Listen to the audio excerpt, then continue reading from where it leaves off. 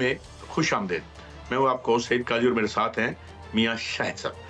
बड़ी अहम गुफ्तगू हम करेंगे। चाइना क्या हमारे साथ इस सारे पहले भी खड़ा रहा है और अब भी बात हो रही है और इंटरनेशनल मीडिया कह रहा है कि चाइना इसमें हमारे साथ आ रहा है। इसके साथ न्यूयॉर्क टाइम्स में एक रिपोर्ट छपी है, उस हवाले से बात करेंगे कि इसमें किस तरीके से इंडिया लॉबिंग कर रहा है कि जी हमें उन्हें स्ट्राइक्स करने का मौका मिले। वहाँ ये भी कहा जा रहा है कि फला जगह पे जो हमले करेंगे और ये करेंगे, यानी स्ट्राइक्स की बात हो रही है और उसको उनका मीडिया भी शायद है। और मीडिया के हवाले से भी खास तौर पर बात करेंगे कि उनका मीडिया जैसे लगता है कि जैसे वार रूम बने हुए हैं और इन्होंने ही जंग लड़नी है, ये जर्नैल अजीब मजे का खेस सी सूरत हाल है। तो हमारे साथ हैं जनाब खुर्शीद कसूरी साहब, और इससे बात का आगाज करते हैं और समझने की कोशिश करते हैं कि ये मामला किस सब में जा रहे हैं। तो अब आप क्या समझते हैं कि जिस तरीके से आज न्यूयॉर्क टाइम्स ने कहा कि जी लॉबिंग कर रहा है अमेरिका, इंडिया हमें टारगेट करने के लिए, तो क्या ये गुफ्तगू और बातों से बढ़कर हम गर्म जंग की तरफ भी जा सकते हैं या बेटर सेंस प्रिवेल करेगी जैसे लास्ट टाइम भी आपने इंडिया दिया था? जनाब कसूरी साहब। जी देखिए, बात यह है कि ये जो हिंदुस्तानी मीडिया में हैरान हो गया हूँ, क्योंकि मैं जब वज़ीर ख़ारजा था उस वक्त भी और उसके बाद भी मेरा हिंदुस्तान के कई चैनल से और जो उनके टॉप जर्नलिस्ट से उनसे वास्ता रहा है। उनमें कई क्रेडिबल लोग थे, उनकी क्रेडिबिलिटी थी, उनके चैनल्स की भी क्रेडिबिलिटी थी। और वो जो मैं हैरान हूँ, उन्हीं चैनल्स में अजीब व गरीब मखलूक बैठी हुई है, वो बंदे फारिग कर दिए गए हैं। और इसके मोदी साहब को एक फ़ायदा है और एक बहुत नुकसान है। फ़ायदा उनको ये हो गया है कि उन्होंने जब इक़्तिदार आए तो जितने बड़े बड़े सेठ थे वो उनका सपोर्टर्स हो गए हैं और जितने वो बिलियनर्स हैं उन्होंने मीडिया ख़रीद लिया है, मोदी साहब के शत कहने पे ही ख़रीदा है। तो वो उन चैनल्स को मैं पहचानता नहीं, अब मैं देखता हूँ, क्योंकि मैं आजकल ख़ास तौर पे देख रहा हूँ मॉनिटर करने के लिए कि डेली जो सिचुएशन हो रही है। हमारे तो जो न्यूज़ रूम्स हैं, टीवी पे नज़र आए तो ना आपको उछलता, किसी के मुंह में झाग नहीं आ रहा, लोग बात कर रहे हैं। कोई बंदा, ना एंकर ना कोई, जिस गेस्ट ये कह रहा है हिंदुस्तान को ख़त्म कर दो, बम फेंक दो, गर्क कर दो। वहाँ तो ये बात हो रही है पाकिस्तान के हिस्से कर दो, टुकड़े कर दो, इसको डेजर्ट बना दो। मैं हैरान हूँ कि इस किस्म की जो ज़बान है, ये इसका फ़ायदा उनको क्या है? हाँ, फ़ायदा उनको पहले हो चुका है, वो ये कि वो इलेक्शन जीत जाते हैं, क्योंकि इन्होंने सारा जो मीडिया था इनकी अब दस्तरस में है। नुकसान इनको ये हुआ है कि पहले एक तो होता ना कि सिर्फ आप किसी के इशारे पे करें, ये एक्चुअली ऐसे लग रहे हैं, कई प्रचारक टाइप ऐसे लग रहे हैं आरएसएस के, कि वो आके वहाँ बैठ गए हैं। और वो हमारा काम फॉरेन ऑफिस में ही होता था, मैं फॉरेन मिनिस्टर रहा हूँ इतने साल, कि फॉरेन ऑफिस आपको ऑप्शंस देता है गवर्नमेंट को, ये करें ये करें ये करें। ये तो ऑप्शन ही क्लोज करना चाह रहे हैं मोदी साहब के। तो मैं ये समझता हूँ, एक तो मोदी साहब वो कहते हैं छोटे मियाँ बड़े मियाँ सुभान अल्लाह। अब पता नहीं छोटा कौन है, बड़ा है, इंडियन मीडिया या मोदी। लेकिन ये जो एक तो इनकी एडवाइस है, एक इंडियन डिफेंस एनालिस्ट की एडवाइस है, और वो मैं पढ़ रहा हूँ बड़े तवातुर से। डिफेंस एनालिस्ट कह रहे हैं कि पाकिस्तान से जंग ना करो, एक हद से आगे ना बढ़ना, क्योंकि उसकी एयरफोर्स और उसकी आर्मी तैयार बैठी है, बैटल ट्रेंड है, डिसिप्लिन्ड है और एक मजबूत फौज है। यानी कि ये वो रिपीटेडली वहाँ वो कहा जा रहा है। और इस चीज़ का एतराफ़ मैं देख रहा था, एक प्रोग्राम हो रहा था, जैसे लग रहा था कि वो कोई इंडिया का कोई GHQ है, वो बैठा हुआ था, उसका नाम था प्रोग्राम वॉर गेम्स। उसमें उन्होंने जर्नैल भी बुलाए हुए थे कि एक पाकिस्तान का क्या करेगा, वो क्या करेगा। लेकिन मैं हैरान ही हो रहा था कि जो उनका वो बंदा एंकर था, वो तो ऐसे लगता है कि इंडियन कमांडर इन चीफ है डिफेंस फोर्सेस का, कि अब वो करेंगे तो ये हो जाएगा, ये करेंगे तो वो हो जाएगा। ऑब्वियसली इसको ब्रीफिंग तो दी गई थी। बहुत अच्छी बात भी है, क्योंकि जो गोदी मीडिया है, मोदी का गोदी मीडिया, वो तो बड़ा काम आसान कर रहा है कि जो इल्ज़ाम उन्होंने लगाया था वो बेनकाब हो गया। सर, आपकी जो खारजा अमूर है बड़ी उस पर गहरी नज़र है। वज़ीर आज़म शहबाज शरीफ ने एक पेशकश की है कि पहलगाम जो वाक़या हुआ है इसकी गैर जानिबदाराना तहकीकात कराई जाएँ, और इसकी पजीराई हो रही है पूरी दुनिया में। इसकी पजीराई जो है वो चाइना आया है, सऊदी अरब आया है, बरतानिया आया है, दीगर ममालिक आए हैं। क्या इंडिया भी मानेगा इसको? अगर नहीं मानेगा तो इंडिया को इसका क्या नुकसान होगा? देखिए, पहली बात तो ये है कि जो आप पूछ रहे हैं इसमें कि बहुत अच्छा किया, इसको बात दलील से करनी चाहिए, क्योंकि वो बगैर सोचे 5 मिनट में अभी हुआ नहीं था, कहना शुरू कर दिए जी ये तो पाकिस्तान ने करा है। अब तुम्हें बताया किसने है? मैं एक इंटरनेशनल एजेंसी की बात कर रहा हूँ। 2 दिन पहले मैं वो देख रहा था कि वो उन्होंने कहा था, रिपोर्ट कर रहे थे, उस वक्त तक 2 घर ब्लो अप हुए थे। अब तो बहुत ज़्यादा ब्लो अप कर दिए बदकिस्मती से कश्मीर में। तो उन्होंने नाम दिए थे और उनको वो कह रहे थे ये इंडियन सिटीजन्स हैं, ये जो इंटरनेशनल एजेंसी कह रही थी, असल में वो कश्मीरी थे। तो कह रहे थे कि अगर यहाँ घर उड़ाए जा रहे हैं श्रीनगर के इर्द गिर्द, तो ये पाकिस्तान की तरफ से इसमें आ गया। इतनी जल्दी में आपने घर उड़ाने शुरू कर दिए, इसका मतलब आपको पता है कि यहाँ ही के लोग इन्वॉल्व थे। तो ये वो क्वेश्चन कर रहा था और कह रहा था कि जी कॉन्ट्रडिक्शन है इंडिया के क्लेम में। और अब जब प्राइम मिनिस्टर ने ये ऑफर दी है, बड़ी रीजनेबल है, हर जी होश आदमी ये कहेगा। अच्छा, दूसरी चीज़, और चीज़ मैं बताना चाहता हूँ, यहाँ अटैक हुआ हमारे बलूचिस्तान में, ट्रेन को अगवा किया गया हाईजैक करके, उसमें लोगों के आइडेंटिटी कार्ड्स देखे गए, उनको चुन चुन के गोली मारी गई, चुन चुन के गोली मारी गई। मैंने तो नहीं देखा कि इंडियन टेलीविजन ने, इंडियन फॉरेन ऑफिस ने कहा बड़ा अफसोस है, ह्यूमन राइट्स की वायलेशन है, ऐसा नहीं होना चाहिए, सिविलियंस को मार दिया गया। अमेरिका ने कंडेम किया, रूस ने किया, चीन ने किया, यूरोपियन यूनियन ने किया, सारी दुनिया ने किया, इंडिया ने तो नहीं की, इंडियन एक्सटर्नल अफेयर्स मिनिस्ट्री ने नहीं किया। तो अब मेरा कहना यह है कि और किया क्यों नहीं, वो भी समझ आ रही है, वो भी किस मुंह से करें। उनका तो अपना प्राइम मिनिस्टर लाल किले पे खड़े होकर कह रहे हैं हम बलूचिस्तान में तो सबक सिखाएंगे, दोवल कह रहा है तुम्हें बलूचिस्तान में सबक सिखाएंगे। उनका जो डिफेंस मिनिस्टर है राजनाथ सिंह कहता तुम्हारे घर में घुस के तुम्हें मारेंगे।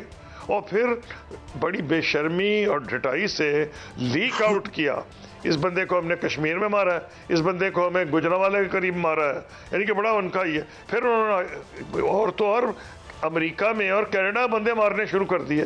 तो मैं ये आपको कहने की कोशिश कर रहा हूँ कि वो आपे से बाहर हैं और उनको ये समझ नहीं कि वो यूनाइटेड स्टेट्स ऑफ अमेरिका नहीं है, पाकिस्तान से बड़ा मुल्क है अनडाउटेडली। इकॉनमी बदनसीबी से हम बड़े, मैं उसकी तरफ आऊँगा बाद में, हमारी क्या कमज़ोरी है, उनकी इकॉनमी इससे 10 गुनी बढ़ी है। लेकिन जहाँ तक डिफेंस प्रिपेयर्डनेस का ताल्लुक है, वो अल्हम्दुलिल्लाह पाकिस्तान की फ़ौज, एयरफोर्स और नेवी ने भी बड़ी इम्प्रूवमेंट की है। ये नहीं है कि जी वो कोई इस मामले में पाकिस्तान से बहुत आगे हैं। तो जब बलूचिस्तान में जब वो ये खुद कह जा रहे थे, तो किस मुंह से उनका एक्सटर्नल अफेयर्स मिनिस्ट्री कहती कि जी अफसोस है सिविलियंस को मार दिया गया। और भाई आपकी तो पॉलिसी ये थी, हमारी तो ये नहीं पॉलिसी कि सिविलियंस को मार के मारो जाके।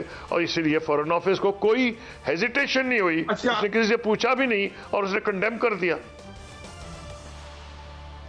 अच्छा कसूरी साहब, एक और मैं एंगल से माफी चाहता हूँ, इंटरजेक्शन कर रहा हूँ। आपने बड़ा सटली एक बड़ी अहम हकीकत की तरफ इशारा किया कि ये, लेकिन अब मैं अगर इसको ज्यादा एक्सेंचुएट करके बात करूँ, एम्फेसाइज करूँ कि मोदी साहब के पास ये जो इलेक्शन, इसमें उन्हें बड़ी हजीमत हुई, वो तो इस वक्त बड़े डेमी गॉड बने हुए थे और सुना है नफसियाती तौर पे झटका भी लगा, डिप्रेशन में चले गए जो पिछला रिजल्ट आया। एंड मुबैना तौर पर सुप्रीम कोर्ट और उनका भी जो था इलेक्शन कमीशन, उसने भी सुना उनकी मदद फरमाई। अब इस बात को, यानी मोदी साहब ने यही बेचा, धर्म बेचा, और जो राइट जो दूसरी पार्टियां थी, लिबरल पार्टियां थी, उन्होंने कोई प्रोग्रेसिव प्रोग्राम नहीं दिया। तो डू यू थिंक कि अमेरिकन रूलिंग क्लास या जो अदानी अंबानी इसको बैंक रोल करते हैं, they would allow him to go into that mode where even both the countries could be destroyed? You know, हमारे पास तो न्यूक्स ही हैं, हम तो यही खिदमत कर सकते हैं उनकी। तो will they invite this danger, do you think, जो अमेरिकन जो इंडियन रूलिंग क्लास है? नहीं, इस पे मैं आपको बताता हूँ कि एक और मैंने जो का इशारा किया था, सेन वॉइसेस जो हैं वो डिफेंस एनालिस्ट की हैं, और मैं 2008 का एक मुंबई का बदकिस्मती से जो वाक़या था वो मैं उसकी तरफ आना चाहूँगा। इट वाज अनफॉर्चुनेट, लेकिन उसके बाद मुझे अच्छी तरह याद है कि मेरे पास टॉप लेवल अमेरिकन एक डेलीगेशन आया। मुझे फॉरेन ऑफिस छोड़े हुए अभी कोई 7-8 महीने हुए थे, ये 2008 की बात है, बॉम्बे के बाद। उसमें प्रेसिडेंट सेनेटर मैकेन थे, जो उससे पहले शायद ओबामा एक पता नहीं किसके खिलाफ वो प्रेसिडेंशियल कैंडिडेट रह चुके थे, और दूसरे सेनेटर लिंडसे ग्रेहम थे, वो भी अभी भी अमेरिकन सेनेटर हैं और प्रेसिडेंट ट्रंप के सपोर्टर हैं। तीसरे हॉलब्रुक साहब आए थे, जो उस वक्त डेमोक्रेटिक एडमिनिस्ट्रेशन का मेंबर थे। उन्होंने कहा हम दिल्ली से आ रहे हैं, बड़ा इश्तियाल है वहाँ, और वहाँ जंग की बातें हो रही हैं। तो मैंने उनको मुबारक दी कि आप जंग रुकवाने की कोशिश कर रहे हैं, बड़ी अच्छी बात है। कहने लगे हम आपसे राय लेना चाहते हैं। मैंने कहा क्या? कहने लगे एक आपने अमन के लिए भी काम किया इंडिया पाकिस्तान, फिर आप भी रिसेंटली फॉरेन मिनिस्टर भी थे, और आप सिविलियन भी हैं। तो मैं आपसे, उन्होंने मुझसे पूछा कि एज ए सिविलियन हम आपसे पूछ रहे हैं कि अगर, मैं हैरान हो गया उनका सवाल पूछ के, कि अगर इंडियन एयरफोर्स आके उनका अगर मुरीदके पे हमला कर दे तो शायद जंग रुक जाएगी। तो मैंने कहा जनाब जंग रुकवाने आए हैं, जंग करवाने आए हैं? तो मैंने कहा आप मुझसे सिविलियन के तौर पे पूछ रहे हैं, तो सिविलियंस का बेइंतहा प्रेशर होगा ऑन पाकिस्तान आर्म्ड फोर्सेस के वो रिस्पॉन्ड करें और इमीडिएट रिस्पॉन्ड करें। तो बाद में अल्हम्दुलिल्लाह जंग तो नहीं हुई। तो मुझे पता चला कि इंडियन डिफेंस फोर्सेस के जो चीफ्स थे, उन्होंने इंडियन गवर्नमेंट को एडवाइस किया कि जंग ना छेड़ें, Pakistan army air force fully prepared है, ये जंग आसान नहीं होगी। तो उन्होंने, क्योंकि एक मुदब्बर वज़ीर आज़म थे मनमोहन सिंह साहब, उन्होंने जंग नहीं की। अब ये बात कर रहा हूँ 2018 की, आज है 2025। 17 साल में पाकिस्तान की एयरफोर्स और उसकी और आर्मी नेवी की जो सलाहियत है पहले के मुकाबले बहुत बढ़ गई है। मुमकिन तौर पर हिंदुस्तान में भी बड़ी होगी, ये तो नहीं मैं कह रहा कि वो हाथ पे हाथ रख के बैठे हुए हैं। तो 2019 तो नहीं भूले होंगे जब उनके एयरफोर्स के उन्होंने हमले किए थे, नतीजतन अपने 3 जहाज़ गंवाए थे, 2 तो मारे गए थे, एक उन्होंने खुद ही गिरा लिया था। इतने कंफ्यूज थे। इसी पे रहनुमाई कीजिएगा, अभी भी जो लफ्जी जंग जारी है, हथियारों की जंग अभी शुरू नहीं हुई, लफ्जी जंग जारी है। वहाँ से ये कहा जा रहा है इंडियन मीडिया की जानिब से और मोदी हुकूमत को कहा जा रहा है कि फ़लाँ को टारगेट करें, फ़लाँ शख्सियत को टारगेट करें, फ़लाँ जगह पे टारगेट करें। और हमारी तरफ से भी जो हमारे रेलवे वज़ीर हैं वो कहते हैं कि हमने भी टारगेट लॉक्स कर लिए हैं। क्या आप समझते हैं कि बात वहाँ तक पहुँच गई है कि जंग होके रहेगी? नहीं, वहाँ नहीं पहुँची। मेरा ख्याल है जंग नहीं होगी। मेरी ख्वाहिश भी है, दुआ भी है, तज्जिया भी है। तज्जिया तो हमेशा आप करते हैं कॉमन सेंस पे, और कैसे तज्जिया कर सको? खुदा न खास्ता को पागल बंदा बैठा हो, 2 न्यूक्लियर पावर्स जिनकी स्ट्रॉन्ग आर्मीज़ हैं, उनमें जंग कोई कर दे, वो दीवाना ही कोई होगा। तो इसलिए मेरा ख्याल है जंग नहीं होगी। लेकिन जितना जंगजुआना मूड उन्होंने पैदा कर दिया है, उसमें कुछ तो करेंगे, और शायद उससे ज़्यादा करेंगे जो उन्होंने वहाँ किया था पहले इधर बालाकोट में। उसमें क्या मुमकिनात में है?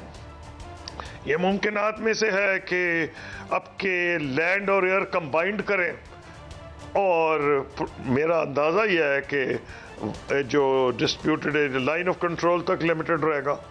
लेकिन अगर वो मुरीदके पे आते हैं, जो मैं आपको पुरानी बात बता रहा था, जब लास्ट टाइम मुझसे पूछा गया, तो वो तो इंटरनेशनल बॉर्डर क्रॉस करेंगे। तो चाहे एयर से आए, जिस तरह मर्जी आए, तो एक रेड लाइन क्रॉस कर जाएंगे। तो उसका फिर जवाब यहाँ से दिया जाएगा। अब ये देखना यह है कि किस लेवल पे एस्केलेट करते हैं। ये एक बहुत बड़ा साइंस है, इतना आसान काम नहीं है। इसमें साइकोलॉजी भी बड़ी आ जाती है कि जी आप देख रहे हैं, आप क्या कर रहे हैं, दुश्मन क्या कर रहा है, आपने ये किया, दुश्मन क्या जवाब देगा। इसमें गलती जो है वो बहुत ख़तरनाक है। इसलिए मेरा ख्याल है कुछ करेंगे, शायद पहले से ज़्यादा करेंगे, और अकल नहीं मानती कि ऐसी लाइन क्रॉस करेंगे जिसमें पाकिस्तान कंपेल हो जाए एक बहुत मजबूत स्ट्रांग जवाब देने के लिए, क्योंकि फिर आप जंग को दावत दे रहे होंगे। अगर जंग छिड़ी भी नहीं तो आप जंग की तरफ जा रहे होंगे। लेकिन सर अगर वो ज्यादा करेंगे तो फिर 2019 में बड़ा सरप्राइज मिला था उनको और टारगेट्स लॉक कर लिए गए थे, और ये भी उस वक्त हुआ था कि उनके आर्मी चीफ जो हैं वो भी वहां पर मौजूद थे एक सेक्टर पे, और उनको भी लॉक कर लिया गया था टारगेट, लेकिन उनको पैगाम जरूर दिया गया कि हम आपको भी हिट कर सकते हैं। तो फिर अगर वो ज्यादा करेंगे तो फिर इधर से भी सरप्राइज ज्यादा आएगा। जी मैंने तो कहा है ना कि ये जो हुआ ना, जब 2019 एक और डेवलपमेंट भी हुई थी कि जहाज तो गिरा दिया गया था उनका, लेकिन एक नेवी की उनकी सबमरीन आई थी। सबमरीन को पाकिस्तान ने लॉक इन कर लिया था, विच मीन्स कि अगर पाकिस्तान चाहता तो सबमरीन को उड़ा सकता था। उसको फिर जो आपको एस्केलेशन लेटर कह रहे हो ना, वो बहुत बढ़ जाती। तो यहाँ फैसला किया गया कि इसको कहा जाए कि तुम निकल जाओ, नहीं तो तुम्हें मार देंगे। तो फिर वो निकल गई फौज, नेवी की जो शिप थी उनकी सबमरीन। तो ये तो तदब्बुर का तकाजा था ना, नहीं तो अगर वो मरते उसमें कई सौ बंदे मर जाने थे, या जितने ही बंदे सबमरीन में होते हैं, और बड़ा ज़बरदस्त फिनेंशियल लॉस होता और बेइज्जती भी होती। लेकिन वो उसका नतीजा ये निकलता कि फिर आप एक लेवल ऊपर चले जाते एस्केलेशन में। तो बड़ा मुदब्बराना फैसला था पाकिस्तान की तरफ से कि वो नहीं करेंगे, और ये भी मुदब्बराना फैसला था कि उसको चाय पिला के गर्म वापस भेज देंगे। लेकिन ये हर दफ़ा तो नहीं होगा कि आप आए और आपको गर्म चाय पिलाई जाए। इससे मेरा कहना ही है कि उनको शायद ये लोग एडवाइस कर रहे होंगे, लेकिन मोदी साहब भी एक अच्छी खासी पोजीशन में अपने मीडिया के गिरफ्त में आए हुए हैं। इतना भड़का दिया इंडियन कौम को उन्होंने कि अब वो ये समझते हैं या तो बिहार का इलेक्शन जीतने तक उनकी ख्वाहिश होगी कि ये कायम रहे। मैं डेट नहीं आपको दे सकता, आप खुद देख लीजिएगा। अच्छा, ये बड़ी अहम बात की कसूरी साहब आपने ये जो कहा कि इलेक्शन जीतने तक, तो इलेक्शन जीतने तक यही वो जीतने तक वो ये अब मुझे नहीं पता इलेक्शन कब हो रहा है, लेकिन मेरा ख्याल है कुछ ज्यादा देर इसलिए नहीं कि बजाय कि वहां जाते वो श्रीनगर अफसोस करने के लिए उन लोगों के साथ जिनके लोग मारे गए थे, जैसे अमित होम मिनिस्टर गए थे, उन्होंने मुनासिब समझा कि वहाँ की बजाय वो बिहार चले जाए तकरीर करने के लिए, इलेक्शन के लिए। ये खैर उनका अपना मामला है, मुझे उसमें दखल अंदाजी कोई ज़रूरत नहीं, लेकिन वो इतनी अहमियत इलेक्शन। लेकिन सर उन्होंने अभी हथियारों की जंग तो शुरू नहीं की, लेकिन एक उन्होंने वार ज़रूर किया है जो इंडस वाटर ट्रीटी पर किया है। इंडस वाटर ट्रीटी उन्होंने एक तरफा तौर पर मुअत्तल किया, और हमने जो है वो बाकी उनके इक़दाम किए हैं। क्या हमें इसके जवाब में ताशकंद मुआहदे से निकल नहीं जाना चाहिए? नहीं, ताशकंद मुआहदा तो कोई नहीं, शिमला मुआहदा है। ताशकंद मुआहदे के बाद शिमला मुआहदा हुआ था। तो मेरा कहना आपसे ये है कि जो या पहले हुआ या बाद में, एक ही वक्त की बात है। नहीं, ये एक 65 की बात है और एक 71 की बात है। ताशकंद 1965 की बात है, शिमला मुआहदा 71 के बात है। पाकिस्तान ने जो जवाब दिया है वो मुनासिब दिया है, और जवाब ये दिया है कि जी अगर आप ये करेंगे तो ये अगर पानी रोकेंगे, अभी तो उन्होंने कहा है ना अंग्रेजी के लफ्ज़ इस्तेमाल करके इन अबेयंस, और उसको मतलब किसी को समझ नहीं आएगा। तो आज जवाब दिया गया है कैबिनेट कमेटी ऑन सिक्योरिटी, अगर आप पानी रोकेंगे तो फिर ये आप समझें कि आपने जंग का आगाज़ कर दिया, डिक्लेरेशन ऑफ वॉर है। उसके ऊपर पाकिस्तान में जो रिएक्शन आया है पीपल्स पार्टी के चेयरमैन का, बिलावल भुट्टो का, आपने सुन ही लिया है। या उन्होंने कहा सिंधु हमारा है, या पानी बहेगा हमारा या दूसरों का खून बहेगा। तो ये अगर इतना आप किसी को इश्तियाल दिला दें, और आप देखें 75% आबादी केपी, बलूचिस्तान, सिंध और फ्रंटियर की ज़राअत पेशा है, वो अब उनका गुज़र औकात जो है ज़राअत पे है, अगर आप उनकी जिंदगी बंद करें, रोटी बंद कर दें, पानी बंद कर दें, तो लड़ने के अलावा क्या करेंगे? तो अगर ये पानी एक्चुअली रोकेंगे तो पानी कोई इंडस जो है, ये तो माइटी इंडस हमने स्कूल में पढ़ा था, ये कोई इंडस नाला गली तो नहीं है कि आप रोक लेंगे। ये तो माइटी इंडस है। ये इंडस आता है तेजी में तूफान की तरह। अब आप इंडस पे, मैं जब स्कूल में पढ़ता था तो मैंने पढ़ा था कि अभी इंग्लैंड में पूरा यूनाइटेड नहीं हुआ था, मुख्तलिफ रियासतें थीं। तो एक बादशाह था, उसका नाम था ईथलरेड द अनरेडी। वो बादशाह सलामत को लोगों ने कहा कि जापना, ये तो समंदर तूफान आ रहा है, आपकी मौजूदगी में समंदर का तूफान कैसे आ सकता है? और उनका कैसकी क्या मजाल है। वो खड़े हो गए समंदर के सामने, समंदर उनको भी बहा के ले गया, दरबारियों को भी। तो पॉइंट है, या तो मोदी साहब माइटी इंडस के सामने खड़े होंगे अपनी छाती चौड़ी करके और रोक लेंगे, कोई नलका तो नहीं कि बंद कर देंगे।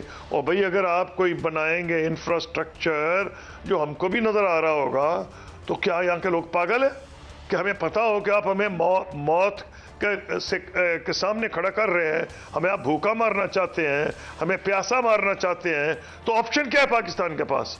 यही है कि भाई फिर उसको डिस्ट्रॉय कर दिया जाए। अगर तो पानी है, इंडस वाटर ट्रीटी में भारत को इजाजत है क्या चीज के बिजली पैदा कर सकता है, और जो उसके जो वाटर स्टोरेज है उतनी लिमिटेड रहेगी। ये तो नहीं कि ऐसा इंफ्रास्ट्रक्चर बनाएगा पाकिस्तान का पानी बंद कर दे। ये तो अगर ना भी इंडस्ट्री टी होती तो हजारों साल से मुख्तलिफ कबीलों में और छोटी छोटी रियासतों में तारीख जैसे आगे आती थी, दरिया शेर होते थे। ये तो जो आपने तस्वीर इंटरनेशनल लॉ है जी। आपने जो तस्वीर खींची है, देखे ना, ये लिबरल अपने आप को और क्या कहते हैं और सारे इल्जामात हमारी झोली में डाले हैं। बहुत शुक्रिया खुर्शीद महमूद कसूरी साहब, आपने जिस तरह से ये तमाशा हो रहा है उनके मीडिया पर, वाकई ऐसा है, बड़ा रिडिकुलस लग रहा है। मुमकिन उम्मीद है कि सीनियर एलिमेंट्स हैं उनको रेन इन करेंगे और बेहतर तरफ जाएंगे। मगर अगले सेगमेंट की तरफ चलते हैं। हमारे साथ अहमद हसन साहब होंगे और डॉक्टर कमर चीमा साहब होंगे, उससे मुख्तलिफ हवालों से अगली खबरें डिस्कस करेंगे और समझने की कोशिश करेंगे हालात किस समझ जा रहे हैं। हमारे साथ रहिए।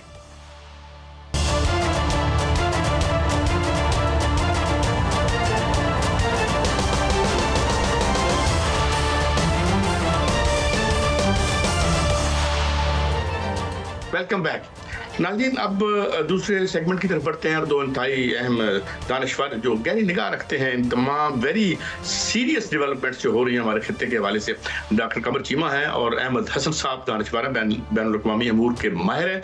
बहुत शुक्रिया आपने हमें वक्त दिया। चीमा साहब, पहले तो मैं आज जो न्यूयॉर्क टाइम्स की स्टोरी है उसके हवाले से बात करता हूं कि बाकायदा स्टोरी ये कह रही है कि जो इंडिया है वो बाकायदा लॉबिंग कर रहा है और एक हमले या स्ट्राइक की तैयारी के लिए। इस हवाले से आपकी क्या खबरें हैं?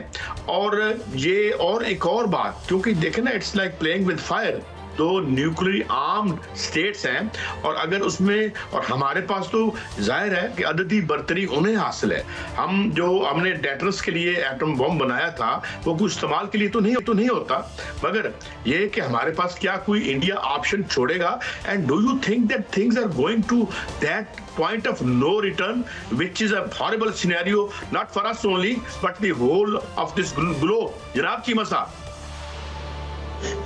बहुत शुक्रिया काजी साहब। देखिए, पहली बात तो ये है कि जब ये वाकया हुआ तो जारी बात है इंडिया की जो पहली कोशिश थी वो ये थी कि ग्लोबल सिंपैथी ली जाए और दुनिया हमें कॉल करे। देखिए, इससे पहले एक चीज़ को समझें, इंडिया को पिछले कुछ अरसे के दौरान यूरोपियन यूनियन, अमेरिका और तमाम वेस्टर्न वर्ल्ड ने अपना एक कॉम्प्रिहेंसिव स्ट्रेटेजिक पार्टनर बनाया है।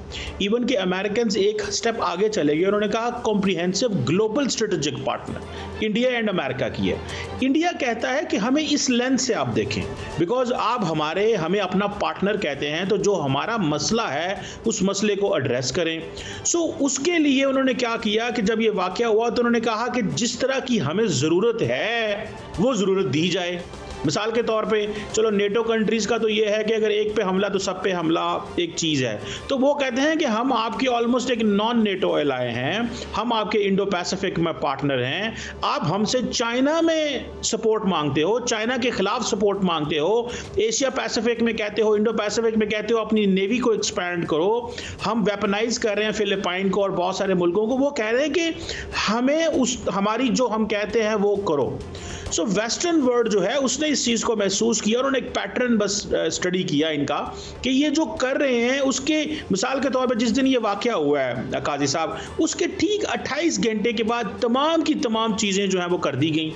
आपने इंडस वाटर ट्रीटी भी ख़त्म कर दी, फलां चीज़ भी ख़त्म कर दी, तो लोग समझते हैं कि बहुत जल्दी कंक्लूजन निकाला है। और दूसरी बात यह है कि अगर आपको याद हो 2 दिन पहले स्टेट डिपार्टमेंट की स्पोक्स पर्सन ने कहा कि I will not talk about the status of the Kashmir, मैं कश्मीर के स्टेटस पे बात नहीं करूंगी कि ये किसके साइड पे जाता है या क्या है, या पाकिस्तान का हक है या इंडिया का हक है।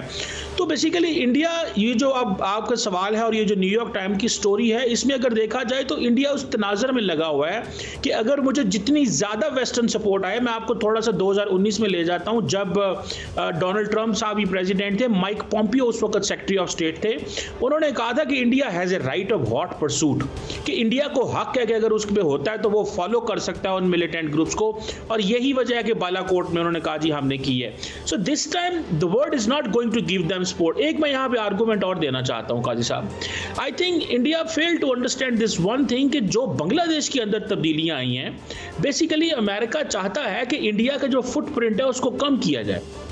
जो इंडिया चाइना की नॉर्मलाइजेशन हुई है पिछले कुछ अरसे पहले, अगर आपको याद हो काजान रशिया के अंदर ब्रिक्स की मीटिंग के दौरान नरेंद्र मोदी साहब की और शी जिनपिंग की मुलाकात हुई, हालात नॉर्मल हुए, अब इंगेजमेंट है, ताल्लुकात संभाले जा रहे हैं।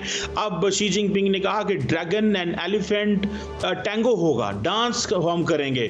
द अमेरिकन्स डू अंडरस्टैंड कि ये जो इंडिया चाइना की नॉर्मलाइजेशन है और जो है इसको भी उन्होंने महसूस किया कि हमारे तुम पार्टनर हो, कॉम्प्रिहेंसिव ग्लोबल स्ट्रेटेजिक पार्टनर, जाके चाइना के साथ आप जफियां डालते हैं और हमें कहते हो कि अमेरिका के खिलाफ इंटरजेक्ट कर रहा हूं, डिप्लोमेटिक सपोर्ट इंटरजेक्ट कर रहा हूं। मैं अहमद हसन साहब को डिस्कशन में लेना चाहता हूं। अहमद हसन साहब, आज शकील अहमद रामे साहब का एक आर्टिकल न्यूज में छपा है और मैं इस पे पहले भी काम करता रहा। ये जो इंडिया और वेस्ट की जो एक पार्टनरशिप की बात ये कर रहे हैं, उसमें सुना है कि फिगर फजिंग भी हो रही है। एक जो इंडिया की मोजा या जो एक राइजिंग इंडिया का जो मोदी साहब एक तासुर देते हैं, खैर समाज में तो छोड़े, वहाँ नीचे तो जो गुर्बत और जिल्लत है वो हमारे यहाँ भी तो है और उधर हमसे ज्यादा है। तो ये भी क्या इसका हिस्सा है to pit India as a proxy of west against Pakistan? तो खैर इतनी बड़ी ताकत नहीं है, चाइना। तो आप समझते हैं कि ये फिगर फजिंग भी हो रही है और वो रोजी पिक्चर नहीं है जो बताई जा रही है? अच्छा, इसमें देखिए, सबसे बिल्कुल आपने जो बात की, फिगर फजिंग जो है इंडिया की, जो पूरी जो आउटलुक है इंडियन इकोनॉमी का, वो फेक न्यूज़ के ऊपर, फेक डेटा के ऊपर, फेक रिसर्च के ऊपर बेस करता है। मैं हर जगह ये बात कर रहा हूँ कि दुनिया की जितनी भी अच्छी यूनिवर्सिटीज़ हैं जिनमें सोशल साइंसेज, जिनमें पॉलिटिकल साइंस, इंटरनेशनल रिलेशन और इकोनॉमिक्स को, मैक्रो इकोनॉमिक्स को पढ़ाया जाता है, आप किसी से भी रिसर्चर से पूछ लें, जब वो रिसर्च शुरू करने लगता है तो उसका थीसिस सुपरवाइजर उसको कहता है कि यार इंडियन डेटा आपने इसमें ऐड नहीं करना क्योंकि इंडियन डेटा ज़्यादातर झूठा होता है। लेकिन जो मीडिया के ऊपर आपको चीज़ें, इकोनॉमी की अगर आप बात करें, बिल्कुल ऐसे ये बहुत ज़्यादा फिगर फजिंग है। आप दुनिया के अंदर सबसे ज़्यादा लोग भूख से इंडिया में मरते हैं लेकिन रिपोर्ट नहीं होता। दुनिया में सबसे ज़्यादा गुर्बत इंडिया में, यानी 2% इंडियंस हैं जो बहुत ज़्यादा अमीर हैं और 98% इंडियंस गुर्बत की जो जिस लेवल के ऊपर है वो पूरी दुनिया में आपको इतनी बड़ी पॉपुलेशन में वो एग्जांपल नहीं मिलती। इंडिया बूस्ट करता है कि वो हिंदुत्व हैं और वो अब RSS और हिंदू राष्ट्र बनाएंगे, लेकिन इंडिया की इकोनॉमी का जो सबसे पावरफुल और सबसे मेजर पोर्शन जो इंडिया को मिलता है वो उन एक्सपोर्ट से मिलता है जो वो 3 मुसलमान ममालिक में करते हैं, यानी 6 टोटल ममालिक हैं जिनमें सबसे ज़्यादा एक्सपोर्ट्स हैं, उसमें टॉप 3 जो हैं वो गल्फ कंट्रीज़ हैं, मुस्लिम कंट्रीज़ हैं। इंडिया को सबसे ज़्यादा जो रेमिटेंसेज आती हैं वो भी मुसलमान ममालिक से आती हैं।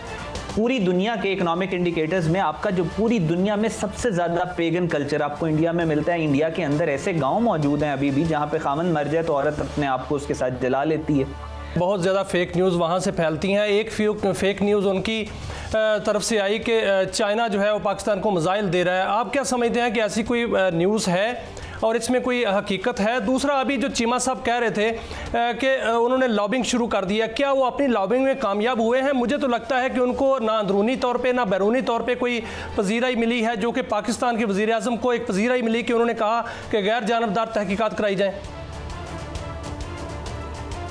जी देखें, इसमें जो ममालिक इस वक्त इंडिया को अगर पसे पुश्त यानी बैकग्राउंड के अंदर जो सपोर्ट करना, ये जो सारा फॉल्स फ्लैग ऑपरेशन हुआ है, जाहिर है इसके पीछे बहुत सारी ताकतें इन्वॉल्व थी। इसके पीछे एक पूरा प्लान था। इंडिया ने जो JD Vance के आने के बाद ये सारा ड्रामा किया, उसको प्लान इन्होंने बहुत अरसा पहले से किया हुआ था, जंगी तैयारियां ये कर रहे थे।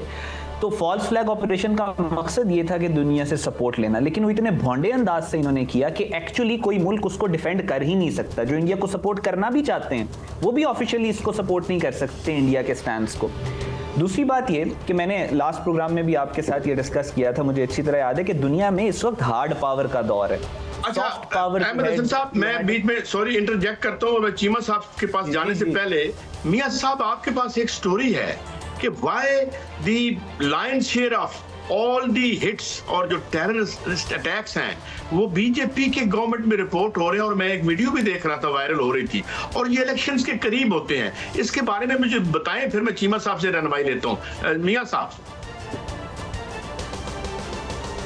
देखें कायद साहब, ये भारत के अंदर से ये आवाज़ें उठ रही हैं कि जितने भी टेररिस्ट अटैक हुए हैं उसमें बीजेपी की हुकूमत थी, और बीजेपी ने कई अटैक्स जो है बाकायदा तौर पे कहा गया है कि कराए हैं। 1999 का जो अटैक था कारगिल का, और जिम्मेदारी वो भी बीजेपी के पर पड़ती है। 2002 और 2017 के अमरनाथ में यात्रियों पर हमले जो हुए वो भी मोदी सरकार के होते हुए हुए, और ये भी कहा जाता है कि 2016 को पठानकोट और उरी पर हमला करवाया गया, ये भी जिम्मेदारी बीजेपी हुकूमत की है। 2019 को पुलवामा हमला हुआ, मोदी सरकार की सियासी चाल थी, और ये मोदी हुकूमत ने आते ही भारत के से जो है वो खतरात से दो चार किया। और अभी भी बिहार के इलेक्शन जो है बिहार के वो होने वाले हैं, और उस पर जो है ये पहलगाम का हमला करवाकर पाकिस्तान पर इल्ज़ाम लगाया है। तो जितने भी टेररिस्ट अटैक जो पहले माजी में हुए हैं ये सारे के सारे बीजेपी गवर्नमेंट में क्यों हुए हैं, और मोदी सरकार की पुष्टपनाही से ही हुए हैं, और ये साबित हो चुके हैं बाकायदा एक एक करके। और यहाँ पर जब उस वक्त आपको याद होगा कायद साहब के, नहीं ये बड़ा इंटरेस्टिंग है, ये बड़ी जो आपने एक में भी है कोइंसिडेंस, मगर हम अपने फाजिल दोस्तों की तरफ बढ़ते हैं। चीमा साहब एक तो इस पे आप कमेंट कीजिएगा, और साथ ये बताएं कि चाइना हमारा साथ ही तो रहा है, और उसने हमें हमारी आर्मी की ज्यादा अब डिपेंडेंस जो है इक्विपमेंट के हवाले से वो अब चाइनीज पे है।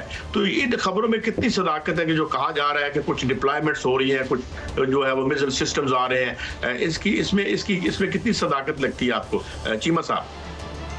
देखें कायल साहब, ये आप देखें कि ये अभी जब से ये सिचुएशन डेवलप हुई है तो आपने सुना होगा ना वर्ड इंफॉर्मेशन वॉरफेयर, ये भी एक वॉरफेयर ही है।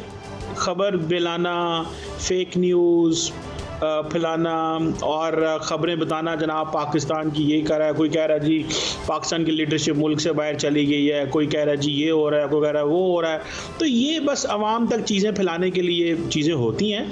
सो पाकिस्तान के पास सफिशेंट रिसोर्सेज मौजूद हैं। अब आप इमेजिन करें कि क्या अब पाकिस्तान के पास अब इतने 77-78 साल हो गए हैं, तो अगर for example India at this time कुछ करने जा रहा है तो हम फटाफट चाइना चले जाएंगे कि हमें कुछ दें? ये मजाक है, बस वो दरअसल टाइम कंज्यूम कर रहे हैं, क्योंकि इंडिया के अंदर ये तासुर डेवलप किया जाता है कि जी चाइना से बड़ी मदद आएगी और ये कुछ होगा। सो ये एक इंफॉर्मेशन वॉरफेयर का हिस्सा है, अदरवाइज ये कुछ नहीं है। पाकिस्तान बड़ा कैपेबल है। अब JF-17 थंडर जैसे फॉर एग्जांपल जहाज हमने और चाइना ने मिलकर किए हैं, सो हम तो सेल्फ सफिशिएंसी की तरफ जा रहे हैं। आप साहब ये कह रहे हैं कि indigenously we are capable enough to defend ourselves, लेकिन मैं एक और बड़ी दिलचस्प चीज की तरफ जाना चाहता हूँ। आज मैं अहमद हसन साहब एक पीस देख रहा था RK सिंह सम पार्टी का, कि ये जो एक वो कह रहे थे जी लेफ्टिनेंट जनरल अर्नाब गोस्वामी साहब, तो ये या हमारे यहाँ भी चले कोई हो गया, आप तो चाहते हैं कि हम जरा ऑब्जेक्टिव बात करें।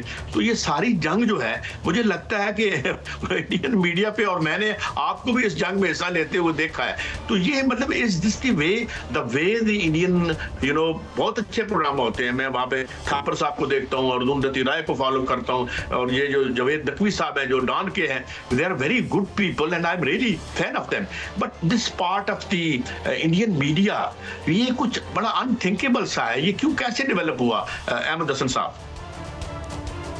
जी बिल्कुल, आप जब वेपनाइज कर देते हैं मीडिया को तो फिर उसका स्टैंडर्ड तो लूज होता ही है। और जब इनका प्रॉब्लम ये है कि इनकी जो आइडियोलॉजी है, जो नज़रिया है, जो नेशनल कोहेशन है, जो इंडिया को इन्होंने इकट्ठा रखा हुआ है पिछले 1-2 हज़ार साल में, it always took a Muslim ruler to unite India. अभी ये जो इंडिया इकट्ठा है ये एक आर्टिफिशियल तरीके से इकट्ठा है, कभी इकट्ठा नहीं रहा। और उस आर्टिफिशियल तरीके के पीछे जो इनका नज़रिया और आइडियोलॉजी है वो उन्होंने इसी मीडिया, ये अरनाब जैसे और इस तरह के जो हमेशा से इनकी इंडिया की रियासत का नैरेटिव और माउथ पीस हैं, उन्होंने एक फेक नैरेटिव जो अपना बिल्डअप किया हुआ है कि अखंड भारत का कॉन्सेप्ट और हिंदू राष्ट्र का कॉन्सेप्ट और ये सारा कुछ और ग्रैंडियोसिटी जो ये लेके आते हैं, जाहिर है वो एक फेक है, एक प्रोपेगेंडा है, उसमें कोई हकीकत नहीं है। तो इस वजह से फिर ये एक विशियस साइकिल है। मोदी को ये मीडिया कॉम्प्लीमेंट करता है, इस मीडिया से वो भक्त अपने जो कल्टिस्ट हैं उनको जनरेट करते हैं, उनके माइंड को पॉइजन करते हैं और फिर वो जो कल्ट हैं वो फिर मोदी को सपोर्ट करते हैं। तो ये एक साइकिल है जिस पे इंडियन गवर्नमेंट ने अपने मीडिया को इस्तेमाल करके लगाना शुरू कर दिया। जो अर्नाब गोस्वामी की बात है, उसका जो चैनल है रिपब्लिक, डॉक्यूमेंटेड एविडेंस मौजूद है कि उसको अजित कुमार डोवल जो इंडिया का नेशनल सिक्योरिटी एडवाइजर है, उसकी एक फाउंडेशन है इंडिया फाउंडेशन, वो स्पॉन्सर करती है। तो वो सारा प्रोपेगेंडा उन्हीं का टो करता है। नाज़रीन, ये गुफ्तगू जारी है, एक छोटा सा वक्फा है, इसके बाद ये अहम गुफ्तगू, संजीदा गुफ्तगू जारी है, हमारे साथ रहिए।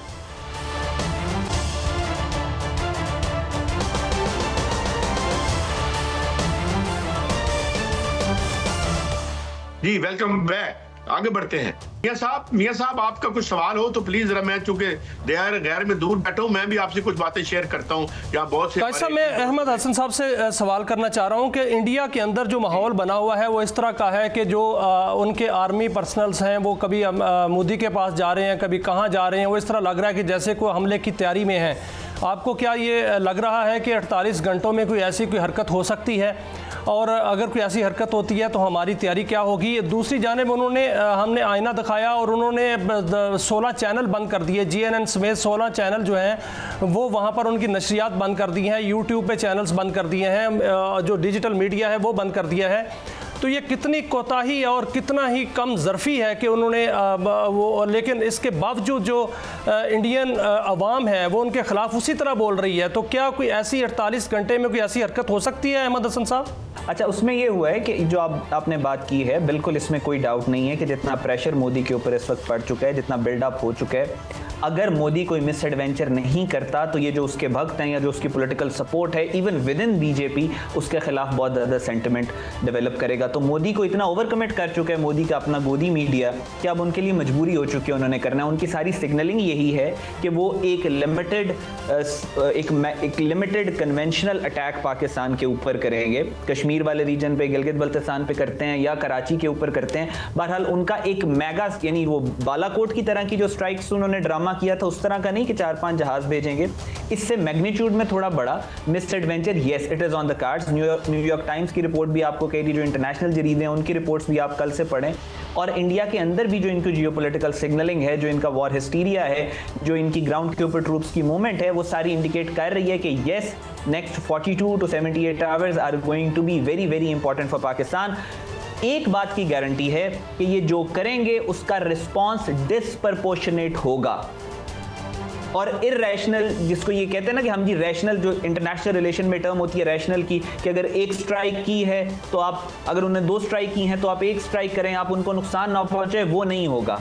डिसप्रपोर्शनेट रिस्पॉन्स होगा। इंडिया 1 स्ट्राइक करेगा, हम 10 स्ट्राइक्स करेंगे। नहीं, अच्छा मैं एक और बात से, चीमा साहब, आई नो इलेक्शनियरिंग तक तो ये स्लोगन ठीक है, एंटी पाकिस्तान, डिमोनाइज कर दें, हम मारे गए, हम टेररिस्ट हैं, ये बिल्कुल ठीक है। ये और उल्लू बना रखा है, पूरी अपोजिशन जो है टाइप बोधी किस्म की अपोजिशन है, कोई पोजीशन ही नहीं लेती। सीपीआई जो है वो इस वक्त राइट विंग पार्टी बनी हुई है, कांग्रेस वालों को भी उल्लू बना, यहाँ तक तो वारदात चल रही है और वो माशाल्लाह तीसरी दफा पावर में भी आ गए, thanks to their election commission and thanks to their supreme court. लेकिन यह इतनी पागल है इंडियन बुर्जुआजी या रूलिंग क्लास कि वो अब बमों से खेलेगी, क्योंकि वहां पे सिलिकॉन वैली भी है, हमारे इधर टैक्टिकल बम्स भी हैं और एक एटम बम भी होता है जिसके सामने हिरोशिमा और नागासाकी जो है चाइल्ड्स प्ले या पिकनिक नजर आएगा। Do you think they are so mad in their this, इसमें कि वो इस सीरियस नहज पर लेके जाएंगे? जनाब चीमा साहब, ये कुछ भी नहीं करेंगे। आप देखिए कि जो 2003 का सीज़ फायर एग्रीमेंट था भारत और पाकिस्तान का, वो क्यों किया गया था? ताकि दुनिया को ये बताया जाए कि इस खित्ते में भारत का मसला किसी से नहीं है, पाकिस्तान से मसला सॉल्व हो चुका है, ताकि दुनिया से इन्वेस्टमेंट भारत के अंदर आए। और आप देखें ये पिछले 2-3 साल, और that all happened because of the military diplomacy. तो उस वक्त जल बाजवा के दौर में जब ये सारा कुछ हुआ था और इंडिया, नरेंद्र मोदी साहब ने, पाकिस्तान और भारत ने 2003 का सीज फायर एग्रीमेंट फॉर्मुलाइज किया। काजी साहब, LOC पे आप देख रहे हैं पिछले 2-3 साल से कुछ भी नहीं हो रहा, और वो पैगाम दुनिया को देते थे कि इंडिया में इन्वेस्टमेंट करो। उधर LAC चाइना के साथ जो लाइन ऑफ एक्चुअल कंट्रोल पे उनके मसले थे वो भी उन्होंने सॉल्व किए, बिकॉज उनको एक टर्म बोलते हैं उसको हम फ्रेंड शोरिंग या नियर शोरिंग। तो वो जो सारी, कभी जिस तरह अभी ट्रंप एडमिनिस्ट्रेशन ने चाइना पे 244% टैक्स लगा दिया है, तो वो सारे के सारी अपनी मैन्युफैक्चरिंग को वहां से उठा के इंडिया लेके आ रहे थे। तो इंडिया ने इसीलिए पाकिस्तान के साथ जो है वो टेक्निकल लेवल पे चीजें ठीक की, ताकि दुनिया को तासुर ना जाए कि हमारी कन्फ्रंटेशन है, लड़ाइयां हैं। सो वो ऐसा कुछ नहीं करने जा रहे, उनको भी पता है इस चीज का, लेकिन वो देखिए एक्ट के अपने एक लिमिटेड ऑब्जेक्टिव्स होते हैं, वो अचीव करना चाहते हैं, और मेरा ख्याल है वो कर रहे हैं, and they are on it. और अहमद हसन साहब जो चीमा साहब ने अभी तजिया किया है, अगर इसके तनाज़ुर में देखा जाए तो सिंध तास मुआहदा, फिर मुझे ऐसा लगता है कि जैसे बहुत बड़ी साजिश है इसके पीछे, कि उन्होंने एक तरफा तौर पर इसको जो है वो ख़त्म कर दिया है या मुअत्तल कर दिया है, क्योंकि वो ऐसा कहीं ऐसा तो नहीं चाहता कि हम जो है वो टेबल पर आ जाएं, वर्ल्ड बैंक जाएं, वहाँ पर जो है वो मुज़ाकरात हों, और मुज़ाकरात के दौरान कुछ दो और कुछ लो। क्या हमें किस तैयारी से, अगर हमें जाना पड़े वर्ल्ड बैंक, तो हमें क्या, पहले तो ये बताइए कि जाना चाहिए, अगर जाना पड़े तो हमें पूरी तैयारी के साथ जाना चाहिए, लेकिन अगर वो रुख मोड़ता है तो फिर हमें किस तरह निपटना चाहिए पानी को बचाने के लिए? देखिए, नेशनल सिक्योरिटी कमेटी की जो उनका ऑफिशियल वो ब्रीफ आया था, उसके बाद बात वाज़ेह हो गई थी कि पानी इज़ अ रेड लाइन। पानी के साथ छेड़छाड़ की तो this is an act of war. और इंडिया इस वक्त जो पानी छोड़ा उन्होंने और वो सारा कुछ किया, दैट एक्चुअली इंटरनेशनल लॉ के मुताबिक it is water terrorism which can not be allowed. So हमें वर्ल्ड बैंक के पास जाना या ये सारी चीज़ों से पहले हमें we have to know this very well कि इस वक्त दुनिया में असूल और कानून क्या राइज हैं। दुनिया में इस वक्त प्रैक्टिकली मैं आपको बता रहा हूँ कि इंटरनेशनल लॉ उस तरीके से, उस फॉर्म में एग्जिस्ट नहीं करता जैसा आज से 10 साल पहले था या 5 साल पहले था। दुनिया में ये जो वर्ल्ड बैंक की आप बात कर रहे हैं, वर्ल्ड बैंक का जो हेड है वो एक इंडियन है, और आप ये सारा जो आप सिनेरियो देख रहे हैं, आपकी सिर्फ और सिर्फ एक चीज को सीरियस लिया जाएगा, आपकी सिर्फ एक चीज की इज्जत की जाएगी, वो है आपका मिलिट्री माइट, वो है आपका ऑफेंसिव।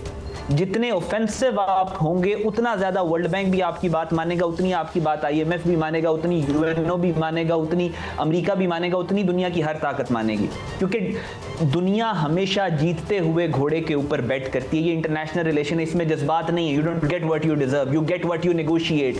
और नेगोशिएट हमेशा जो डिप्लोमेट्स या डिप्लोमेसी या इंटरनेशनल फोरम्स में आप जो टाई सूट पहन के बैठ के जो नेगोशिएशंस कर रहे होते हैं, वो कामयाब सिर्फ और सिर्फ तब होती हैं जब वो नेगोशिएटर्स को इस बात का यकीन ना हो कि अगर यहां से हम कुछ फैसला किए बगैर उठे तो हमारे मुल्क में आग लग जाएगी। जब तक वॉर की तलवार, जंग की तलवार सर पे लटकती है, तभी डिप्लोमेसी कामयाब होती है।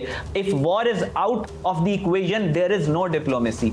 अभी भी आपने देखा जब पहलगाम का अटैक हुआ, जो ड्रामा इन्होंने किया, उसके 1-2 दिन खामोशी थी। अमेरिका ने इंडिया के हक में स्टेटमेंट दिया, इसराइल ने इंडिया के हक में स्टेटमेंट दिया, लेकिन जब पाकिस्तान ने अपना रिजॉल्व, आपका बहुत शुक्रिया जनाब चीमा साहब, आपका बहुत शुक्रिया। नाज़रीन, इसी बात पे क्लोजिंग करते हैं। सियासत एटम बमों से ना खेले, ये खिलौने नहीं है, और ये है इस तरह से ना करे। और एक मुल्क हमारा ऐसा है कि जो ये हमने तो इसलिए बनाया था कि आप हमारे ऊपर हमला ना करें, और इसलिए हमें कुछ इस तरह के, क्योंकि कहते हैं ना जंग ठहरी है, दिल खेल नहीं है कोई ये, तो ये खेल ना खेलें, सियासत खेलें और लोगों को बहलाते रहें खिलौने देके। जंग जरा सख्त सी चीज है और एटमी ताकतों से जंग करनी नहीं चाहिए, चाहे वो आप हो चाहे हम। इजाजत दीजिए, ये था हमारा आज का शो, कल फिर मिलेंगे। अल्लाह हाफिज।